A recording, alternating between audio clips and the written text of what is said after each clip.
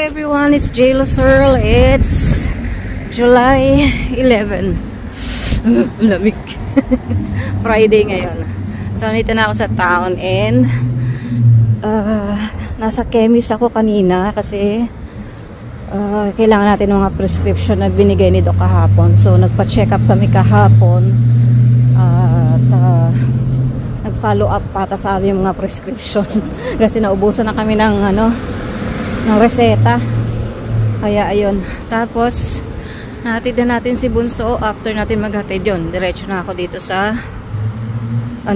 tawag dito sa chemist sa town. Actually pa ako doon kasi natid ko siya ng bago mag 6 o'clock, sa 5:45. Nahiga pa ako ng 1 oras pero hindi ako makatulog. Grabe. Ito pala yung shop na bubuksan ni boss. Ayan. Hiring pa siya ng mga therapist kaya tsaka wala pa yung mga bed kaya hindi pa nag-o-open. So pag nag-open yan, pag dumating na yung bed, ayun, magte-training na for the procedures. And ayun, kasama ako sa magte-training kasi just in case on call. just in case wala siyang staff, pwede akong kunin. Kasi hindi rin naman ako pwedeng mag-work ng dahil nga nagsusundo ako, diba? At kailangan ni Jenica ng sundo. So, mga ilang hours lang ako dyan. Siguro mga 9 to 1:30. Ayan, dito ako sa McDo kasi yung toilet doon sa tapat ng chemist sarado pa. Kaya kailangan ko mag-McDonald's, makiki-CR lang ako. Sabi niya kasi 15 to 20 minutes yung i-wait ko. So, nag-walk na rin ako para makapag-exercise. Wala yung ibon. Yung ibon. Lumalaban yung ibon. Ayan, so toilet muna tayo sa McDonald's.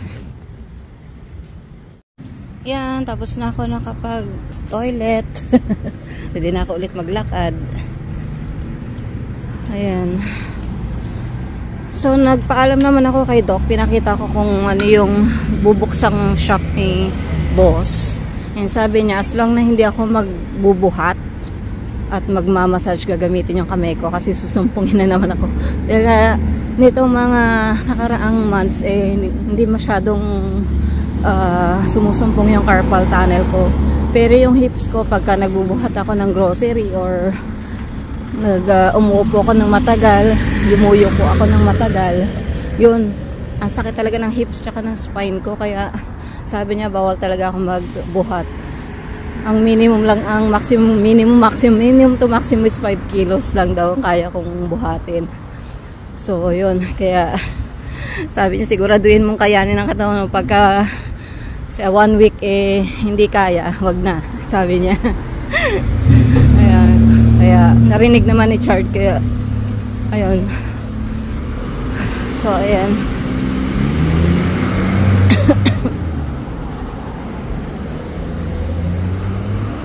Ay nako. Ang nakakatuwa lang kasi pagka nakapag-work, makakapag-save ka ng konting money. Kasi kung ilang hours lang ako, kung 4 hours lang, malaking tulong na yun para makapag-save ako ng pansarili. Kasi ang hirap nang wala kang work.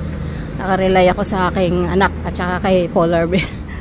Si Polar Bear kasi sagot niya talaga yung mga malalaking bayarin, like yung mga insurance, yung mga renew ng sasakyan, yung rent siya nagbabayad. So lahat ng mga mahalang bayad siya nagsasalo.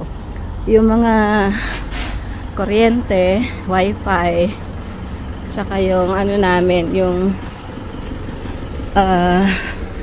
mga pagkain or konting grocery, ako yun sumasagot. Si Bunso halos general na mga pangangailangan sa bahay siya yung namimili. Kaya malaki yung gastos ni Bunso plus yung petrol pa. Gusto niya mag-ipon kasi pag natuto siya mag-drive, gusto niya makabili yung sarili niya sasakyan. Ayaw niya kasing kumuha ng hulugan. Hindi yun nagmana sa akin na puro utang. Ayaw na nangungutang dahil ngayon, palakihan nga niya na. puro utang nanay niya, kaya ayaw niya matulad doon sa akin. Kaya okay din yun kasi magandang future ang meron siya pag ano yung kanyang thinking. So ayun, balik ka tayo sa chemist. Yung cheap and dolls na yan, dyan ako nabili ng mga souvenir. Yung may mga Australia like keychains, bags, yan. Dyan yan. So ang bibilan ko na lang is si Sophia tsaka si Starries ng bag, kaso wala pa silang bagong stock. Tsaka na lang pag hiningal ako. Kunting lakad pa lang yun, hiningal na. Wala pa nga yata 5 minutes. So let's go. But may mga sale na pabango.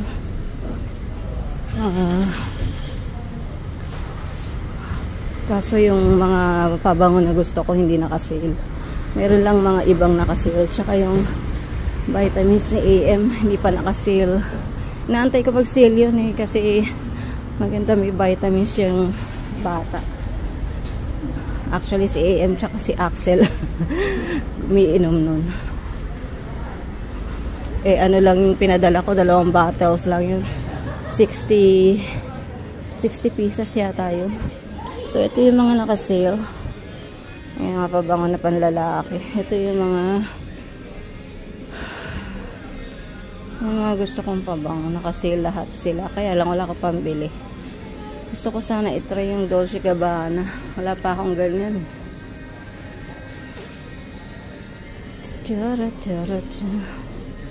Ayan o, 119. Yung Tiffany & Company maganda rin daw, pero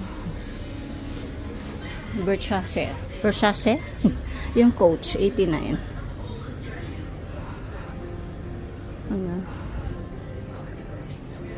Gucci. Ano yung mga ano.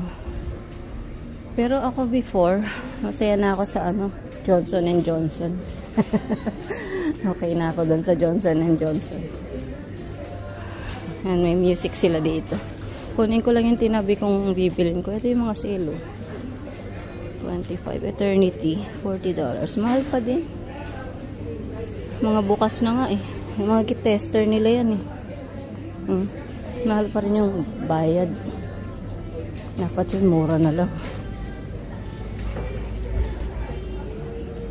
Wala.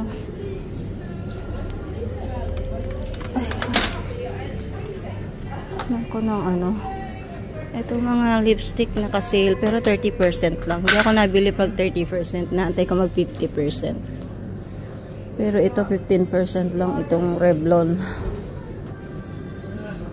Wala pa tayo mabibili. Tsaka na ikot ako ulit kasi titingin ako ng mask dito. Si Bunso mahilig mag-try ng yung mga bago-bago sa paningin niya, especially yung mga vitamin C. May Hydro Boost na oh. Gusto ko talaga itong Neutrogena. Hydro Boost, kaya lang 26.17 itong hyaluronic water gel. Ayan, so balikan ko kayo guys, nag-ikot muna ako. Waiting tayo sa gamot, wala pa yung gamot natin.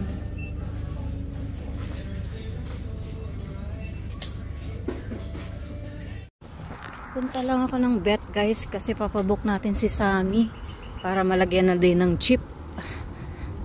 So ginusto ni Paul Ever yan, so panintigan niya. Para may chip na din siya and ma-check na din kung healthy ba siya or malnourished. Kasi napakapayat pero ang laki ng tiyan dahil nga katakawan. Ang ganda ng halaman. Parang swan. So ayan, so check ko muna yung calendar ko. Ito yung vet guys.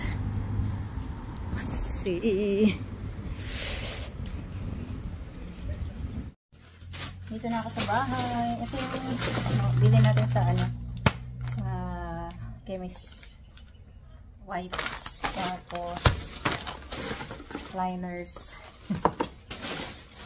vitamin C. Ayan, maubos na.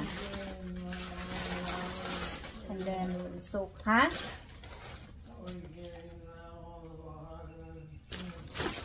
Yeah, we're running out, so I bought one already. Ay, puta. So ito, ayan, hindi ko nakasil siya.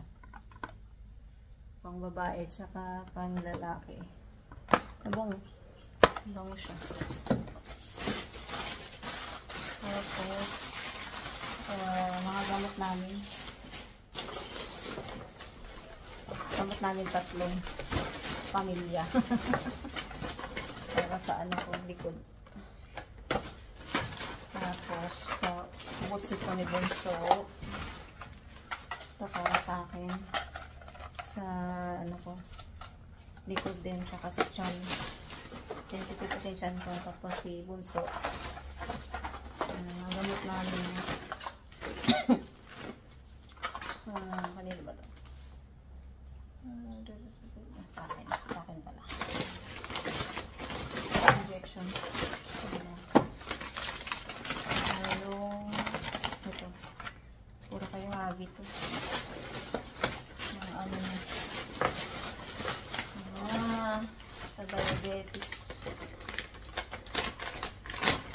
Meron pa pa nito sa ano. Yun lang. Mga gamot lang. Balikan ko kayo. Gatay ng dito.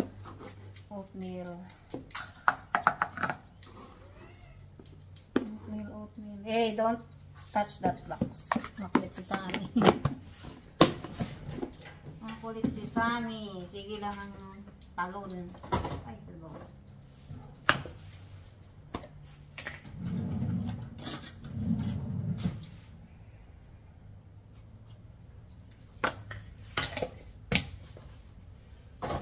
Ganda, may kasama kasi bahay na ano, nakilos din.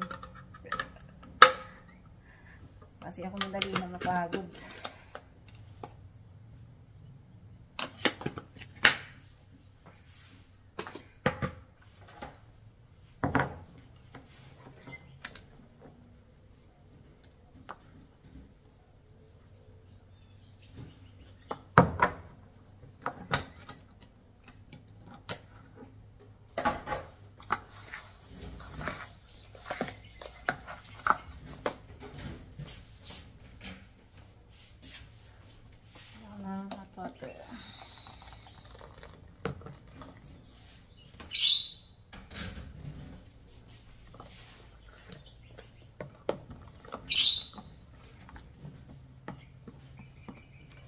Nakikita niyo ba? Nakikita. Nalagyan ko ng saging. Kasi makatulong po para sa ano, binti. Maging masakit yung mga binti namin. Kaya kailangan ng saging.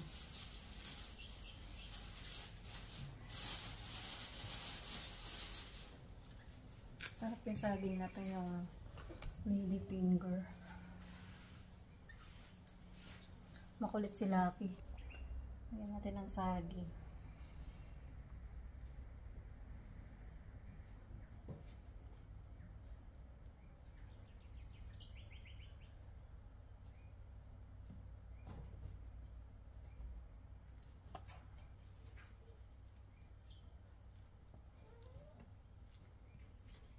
Hindi mo talaga ang papakain na oatmeal. Hanggang champurado lang.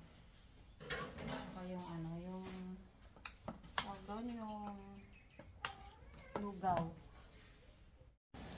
Yan ang ano, natanong ko na sili. Hindi ko lang matandaan kung ito yung capsicum. Kasi nandun sila sa pot na yun. Nilipat ko tigi-isa. Pinag-iwalay ko yung roots nila. So sana nga mabuhay. Ito yung kalamansi ko. Ayan, medyo namatay sa sobrang lamig na nunuyo. Yung strawberry ko, hindi ko alam kung mabubuhay pa yan. Tapos ito yung pinakamaanghang na na sili. Kaso nga, hindi ko sila napaghiwa-hiwalay. Kasi sa isang ganun, basta tinanim ko na lang yung mga buto. Dapat pala daw yun, isa-isa. Ayun. Kaya, we'll see. Tapos yung rose ko, hindi na siya nagmulaklak. Wala nang tumubo. Ito naman yung kay mama, yung orchids niya. Ewan ko kung may pag-asa pa itong magmulaklak. Naglalaba ako namin ng labahan. Simula yan ng Wednesday, Thursday, Friday. Tapos may darating pa kasi maghuhubad pa kami. So, para bukas naman yun. Yan, bukas, maglilinis tayo ng kwarto ni Habi kasi yun na lang yung hindi ko pa nalilinis.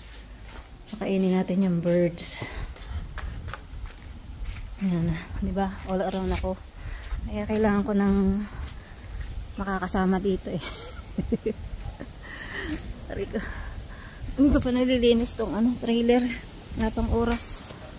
Sa Sabado sana extra time pagkatapos ko maglinis ng kwarto. Ayan yung kasi nagkakaroon ng damo. Ewan paano nagkakaroon ng damo yan. Pag hindi nalinis agad, nagkakadamo. Nagkakaroon ng tanim. Sabi ni Stewart, yung mga lumilipad-lipad na seed na pinapakain ko daw yun. Ito bago to eh. Hindi ko alam kung ano to. Baka gumamela rin to. Bagong halaman. Ayan, gumagapang siya. Ano? Tapos hindi ko na nakikita. Buntis yun eh. Baka one of these days manganak na eh. Ay! Ang bigat ng karton.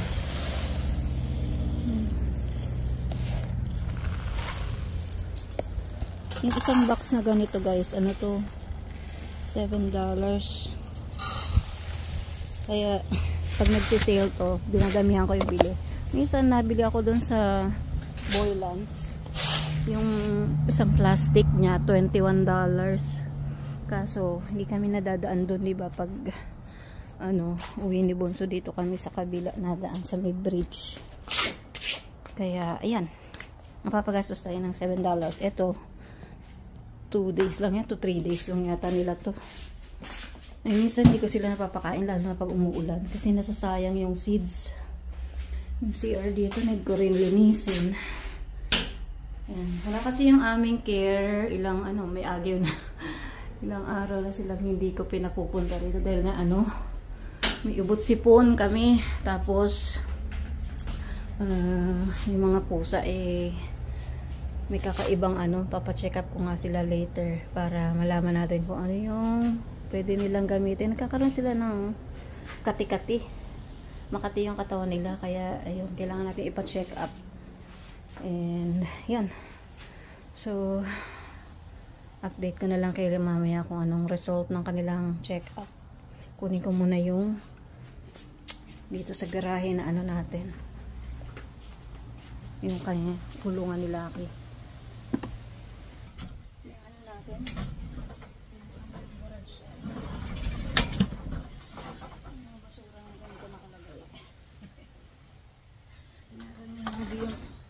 Scooter kaya hindi ako skip. So ayan mga nakalagay dito, mga bagahe. Ito yung gagamitin natin for Lucky mamaya.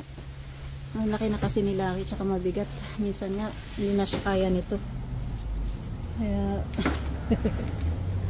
magwawala yan sila mamaya.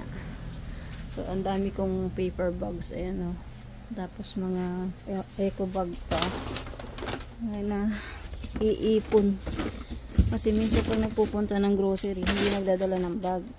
Kasaway, di ba? Ito yung mga frames. Mga picture frames ng polar bear. Tapos yung kanyang helmet. Nandun pa yung box ng Skechers ko. Binigay ko na kay Ate Alma yan. So, cool bag natin. Tsaka yung mga tupper, mga oroka na nung lumipat tayo. Ito yung divider ko. Ito yung higaan pa ni Habi yan noon. Maluma na. Pero tinatago pa niya. Ayaw niya patapon. So, yun lang. Dito na ako sa work ni Bunso. Kaso hindi pa siya lumalabas. Mag 2:30 na. 2:47 nang. Kailangan namin makauwi agad kasi dadali namin. Kailangan nasa bahay kami ng 3:30. Kaso parang hindi na kami aabot. Anong oras na hindi pa siya lumalabas. Kasi 45 minutes yung biyahe. Pick upin pa namin yung mga pusa. Tapos dadalhin doon sa vet. Para ma-check up nga sila. Wala pa eh. Ayan, dala na namin yung dalawa. Nandito na si Sammy. Ito si Sammy. Ayan si Sammy. Sammy! Hello baby. Hindi mo nilak to. Hindi nakalak. Hindi nga nalalaki. Paano ba yung nalalaki? Hindi iniikot. Ay, hindi ko alam. Bangko. Let's boat out. Ang bigat. Ganun ka, oh. Ang bigat ng mga bata. Ang bigat ng mga bata. Tumatalon. Tumatalon si Sammy. Teka. Talon ng nagre-reklamo. Bawal magreklamo. Kanya-kanya kayo iyak Kanya-kanyang iyak sila Ano yung parking pa? Ay, meron pala isa. Ay, hindi pang pala yun. Hindi pala pa. Laki. Ito yung video.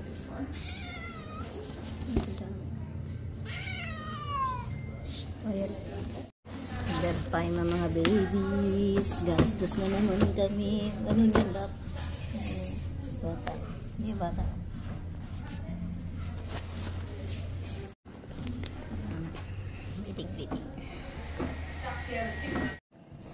Hi guys, sorry hindi ko na kayo na-update after nating nagpunta doon sa vet.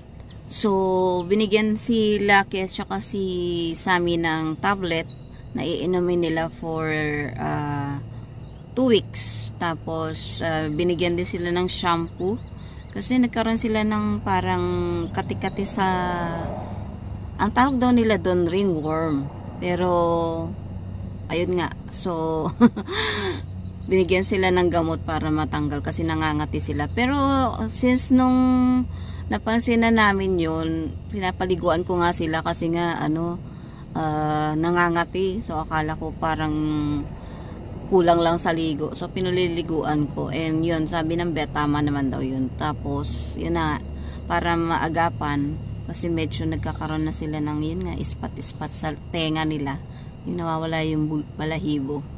Yun, kaya pinainom na sila ng tablet and tag dito, yung shampoo na binigay nila, kailangan ko silang paliguan twice a week. And then so far so good naman. Kami nagkaroon din kami ng mga ganon, ng rashes. So nagpunta nga kami kay doc and binigyan din kami ng cream. Kaya yung mga carers namin wala dito. So kami mag-asawa yung nagkaroon. Mostly dito sa braso. Pero siya, Makate, tapos yung ispat-ispat. Akala ko nga nung una chicken pox. Tapos sabi nung mga baka daw yun nga ringworm. Pero nung sinabi ni doc, hindi daw ringworm yun sa amin. Pero possible sa pusa yung galing yung yung tawag dito, yung itong kati-kati namin. Kasi nung chinek up nga sa vet, yan yung nakita, sabi ringworm. Pero I don't know, kasi si Sammy lang talaga nung dumating sa amin. After 3 days yun, nag-start na kaming mangati. Luckily lang talagang si Bunso hindi tinablan dahil start pa lang nung sabi ng yung carer namin na meron ng ringworm nag-inom na kami ng tablet. Actually ako tsaka si Bunso uminom ng tablet, yung parang anti-allergy or something. Tapos ayun,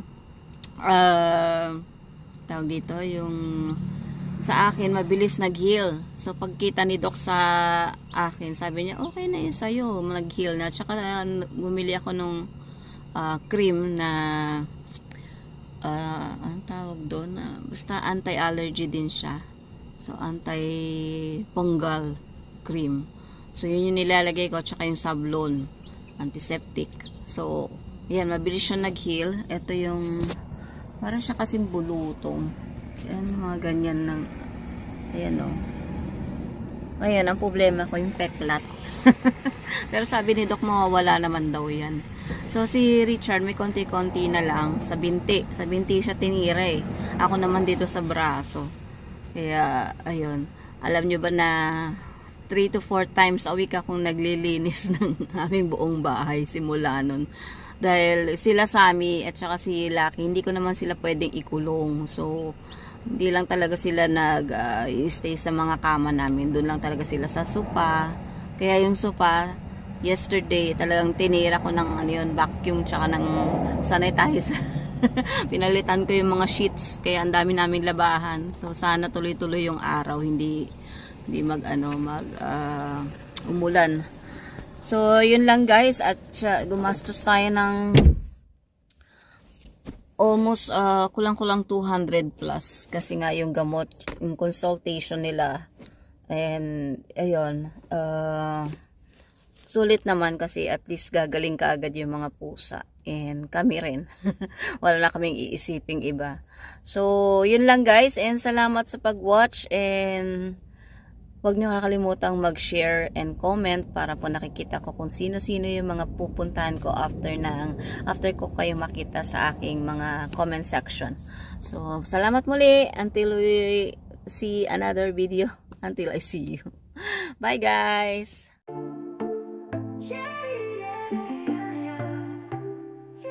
Sa gitna ng pandemya, YouTube ang naging daan. Nakilala ko si Mami J-Lo, totoo't walang kulang. Si strikta, di basta-basta nagpalusot, pero partahan ng usapan, di kailanman umiiwas sa sagot. Bawat salita, may bigat at katotohanan. Pagkang magsalita, pero laging may laman. Hindi takot sabihin ang nasa isip niya, pero sa likod ng lahat ko sila kung puso niya. Si Mami J-Lo, matapang at totoo. Sa bawat hapang, lagi siyang sigurado. Ang kaman, pero may pusong handang tumulong. Kahit sa malayo, damang-damang mo ang kanyang pagmamahal at tulong. Sa bawat live, sa bawat comment section, naririnig ko siya parang laging may leksyon. Minsan matindi, minsan diretso lang ang tira, pero alam mo sa dulo, andyan siya para sumuport. At di kanya iiwan sa ere, kahit strikta. May lambing na kasama, tulong ang inuuna sa abot ng kanyang magagawa. Kahit gaano kabigat ang laban sa buhay, nandyan si Mami J-Lo, handang magbigay gabay. Si Mami J-Lo, matapang at totoo.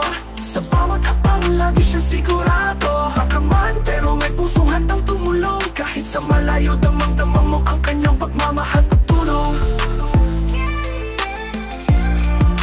Subscribe to J-Lo Cyril Pinay Living in Australia channel to stay updated on her videos. Long live J-Lo Cyril! Long live!